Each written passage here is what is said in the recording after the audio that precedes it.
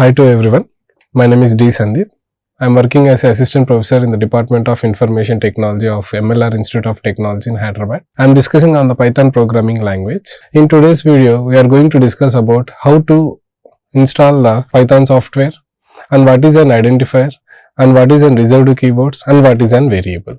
So first we will see how can we install the Python software. Before going to installation of the Python software, from where we have to download the Python software. There is one website www.python.org.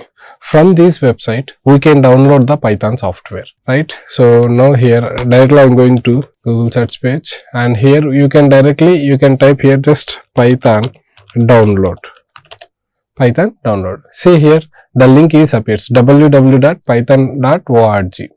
and here we specified, and here we are going to click on this link. See, these are the releases of Python versions, and the latest version is 3.12. so we can download this version, that is the latest version. And if you want to download the previous versions, see here we have the one tab, that is download tab, and based on your operating system, whether that is in Windows or Mac OS or Linux. So for example, here this is the Windows operating system. So now click on this Windows operating system. Here we will get the all previous versions of Python softwares. From this one, whatever you required version of the Python software, you can download from these links. But we are going to download the latest version. See here, how can we download? Which links are going to useful to download the Python software among these links? See here, we have the Windows 64-bit. Our operating system here is Windows 64-bit. So that's why I am going to use this link. This is the link. So by using this link, I am going to download the software. So just I click on, and it is going to download. Yeah, download is completed, and directly I am going to click on this file. Double click. Now, yes, a small window is open, that is setup window of Python software.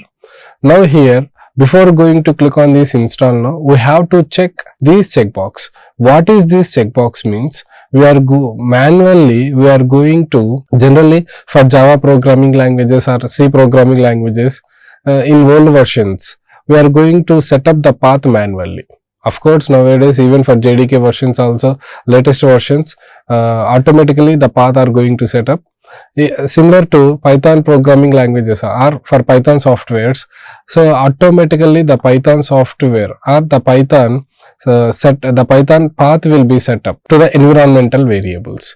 So after checking this checkbox, then you have to click on this install now. So then it is going, and then you are just click on yes. It is going on installing process, so it will take some time. That means just few seconds. So it is going on. So 3 point, just all whatever the requirements are there. So all requirements are installing for the Python, because we have to execute all type of applications based upon the Python, right? So it will take some few seconds, few seconds. Yeah. Now it is completed. Setup was successful. Now just you click on a close, right? So now we have to check whether the Python software is successfully installed or not. So we can check by using command prompt. So just open the command prompt, right? So this is the command prompt. Now you just type the Python. See, we have the latest version of the Python software. This is the 3.12, right? So like that one, we will check whether the Python software installed or not. So again, if you want to check the version of the software manually, so this is the command prompt. So from this command prompt, we can check what is the Python latest, which version we downloaded in our system. So Python space --version, Python space --version. See, 3.12.0. So whatever we download the Python software, that Python software version is 3.1.12. From now onwards, we will do some programs, and also we will discuss a lot of things about the Python programming language, and that means Python programming concepts, right? So next, after Python software installation, we have one concept, that is identifiers. What is this identifiers? That identifiers is represents what? A name. Identifier representing a name in Python program is called identifier.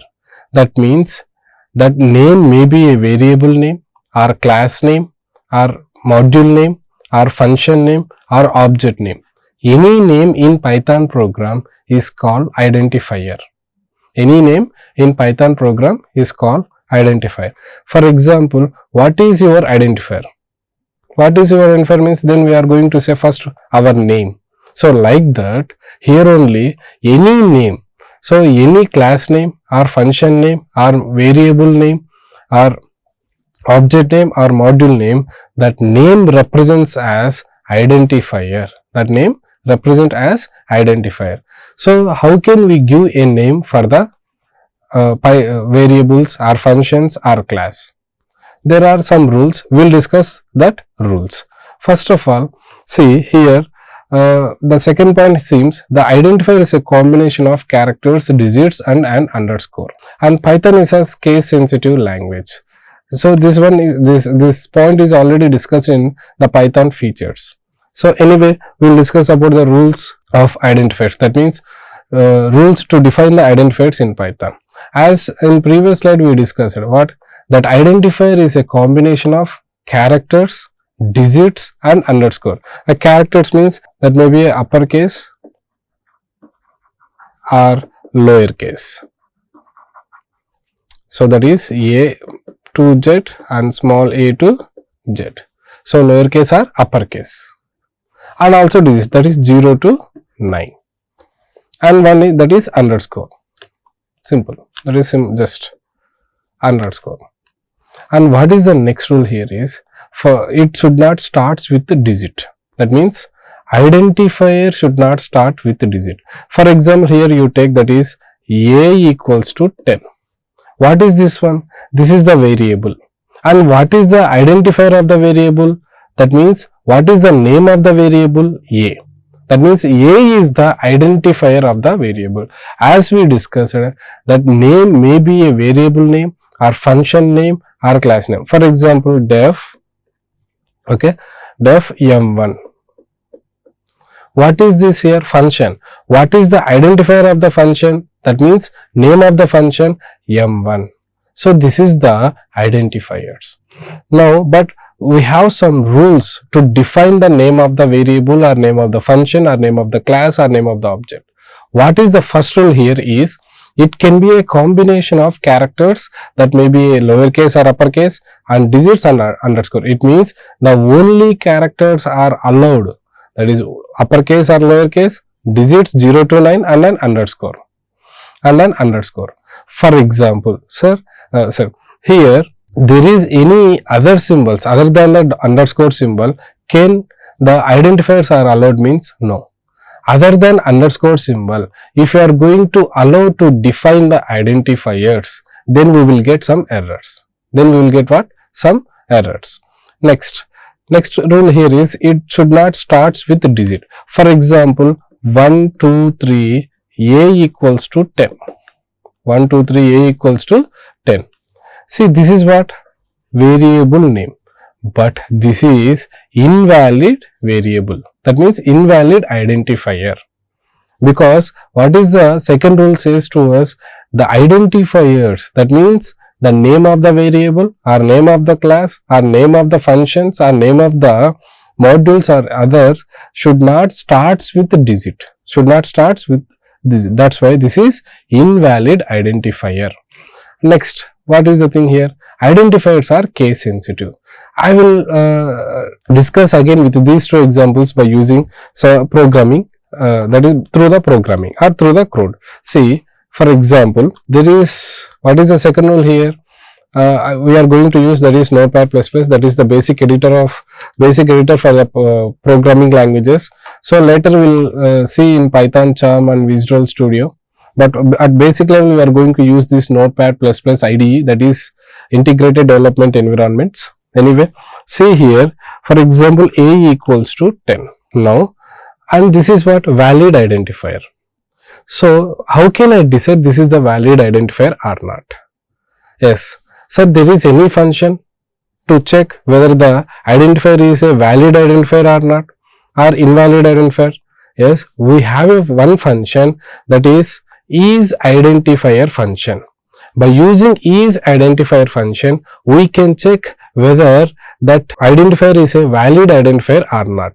For example, here a equals to 10, that means we are assigning the value, the 10, to variable a. Here what is the variable name? That means variable identifier a. So that we will check whether that a identifier, that variable identifier is a valid or not. So how can we check? Means by using identifier function. Now see, now I am going to see string, so string, this is what? Identifier, and we have to specify in double quotations, because of all identifiers we are in Python are assuming as a string. Now we have to check whether that identifier is a valid identifier or not. By using which? By using which? Identifier function. Okay, na? See, INDENT is identifier function or not. So this is the thing. Now I am going to save this program. How can we save the Python programs? Means by using .py, which means what is the extension of Python programs? Means .py. See, I will save now. For example, you just select any one of the drive, and first of all I am going to create one folder, so that is Python. So in this Python folder, I am going to save this what?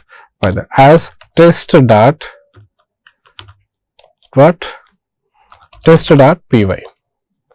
Test.py. Now see, I save this program. So now we will run whether this identifier valid identifier or not. How? Means by using identifier function. Yes, if this identifier is a valid, means then it returns true. If the valid is not, if the identifier is not valid, that means invalid, then that identifier function returns false. So first I am going to move E drive and then moving to Python folder. Python folder. Now I am going to compile this program and then execute will this. So how can we execute this program? Means so Python. Okay, 1 minute. Python. What is the file name? Test.py. What? So it returns what? True. That means A is an valid identifier of the variable.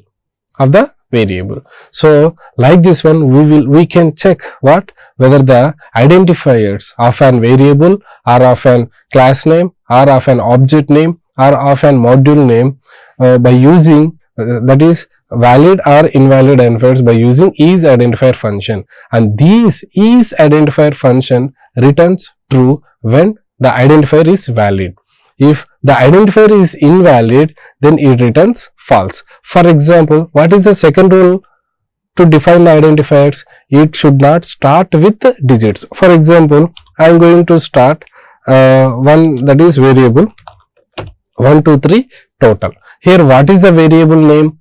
1 2 3 total. Now I will check whether this is the valid identifier or not.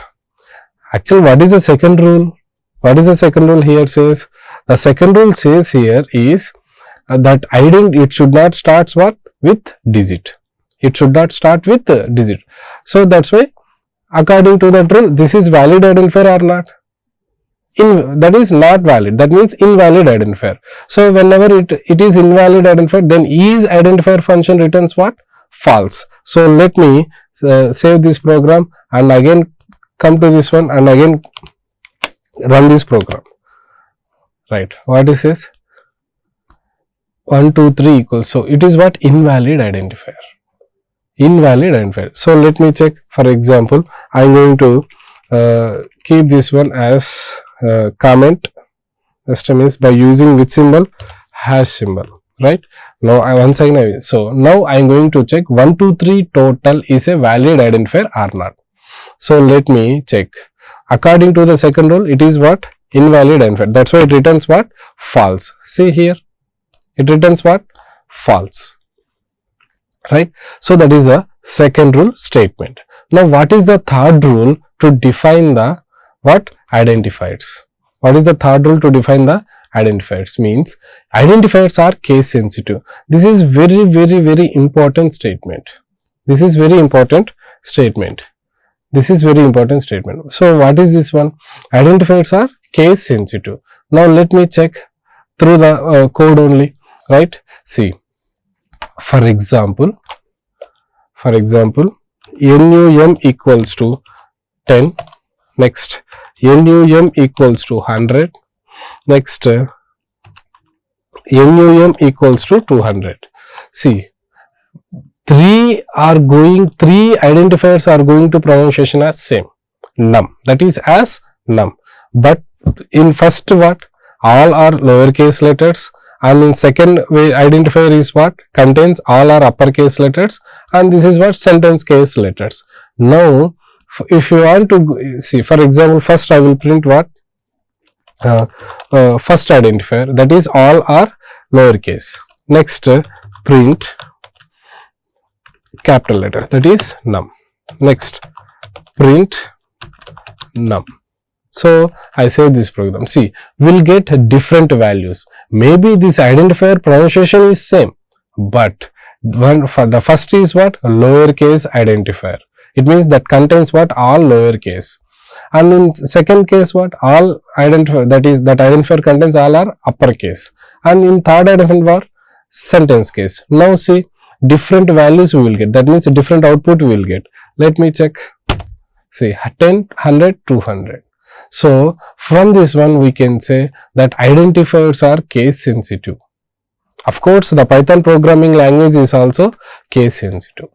Next, it cannot be a, what is the next rule? It cannot be a reserved Python keyword.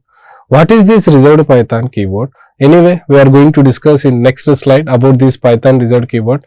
But for now, just for the explanation of this statement, we have some, I will tell you some examples of that Python keywords. For example, if you take def, right? Def is a Python keyword which is used to define the function.